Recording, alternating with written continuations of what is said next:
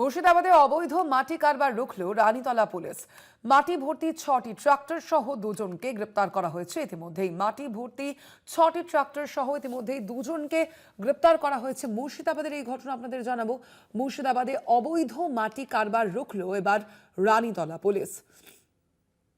মাটি ভর্তি 6টি ট্রাক্টর সহ দুজনকে ইতিমধ্যেই গ্রেপ্তার করা হয়েছে। দীর্ঘদিন ধরে বেআইনিভাবে মাটি কাটার অভিযোগ উঠছিল এই এলাকায় এবং সেই অভিযোগে এবার গ্রেপ্তার করা হয়েছে দুজনকে। 6টি ট্রাক্টরও উদ্ধার করেছে পুলিশ।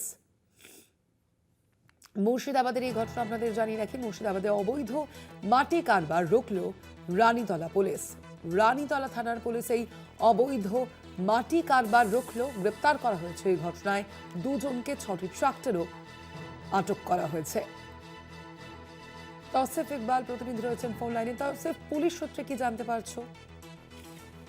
দেখো, অবৈধ মাটি কাটার বিরুদ্ধে কড়া পদক্ষেপ নিল থানা পুলিশ। মাটি ভর্তি 6টি ডবল ডলার ট্রাক্টর বাজেট করার পাশাপাশি এই কারবারে জড়িত থাকার অভিযোগে দুজনকে গ্রেপ্তার করা হয়েছে। পুলিশ সূত্রে জানা গিয়েছে, ইসলামপুর থানার অন্তর্গত মোহনপুর এলাকায় দীর্ঘদিন থেকেই বেআইনিভাবে মাটি কাটা হচ্ছিল। সেই মাটি বোঝা ট্রাক্টরগুলি রানীতলা থানার এলাকা ব্যবহার করে বিভিন্ন জায়গায় পাচার হচ্ছিল। রবিবার বাড়িয়ানগর মাঠ এলাকায় টহলদারি চালানোর সময় পুলিশ মাটি বোঝা কয়েকটি ট্রাক্টর দাঁড় করায়। গাড়ি চালকদের কাছ থেকে বৈধ কাগজপত্র দেখতে চাওয়া হলে তারা কোনো নথি দেখাতে ব্যর্থ হয়। এরপরে গাড়ি চালকরা ট্রাক্টরগুলি ফেলে দ্রুত ঘটনাস্থল থেকে পালার চেষ্টা করে। ঠিক তখনই দুজনকে গ্রেপ্তার করে রানীতলা থানার পুলিশ। পুলিশ সূত্রে জানা যায়, ধৃত দুজনের বিরুদ্ধে কিন্তু সুনির্দিষ্ট ধারায় মামলা রুজু করা হয়েছে এবং বাজেয়াপ্ত করা হয়েছে ট্রাক্টরগুলিকে সিজ করা হয়েছে। এবং এই অবৈধ মাটি মাফিয়াদের পিছনে আর কারা রয়েছে এবং কিভাবে এই চক্রটি কাজ করছে সেই বিষয়ে তদন্ত শুরু করেছে রানীতলা থানা পুলিশ।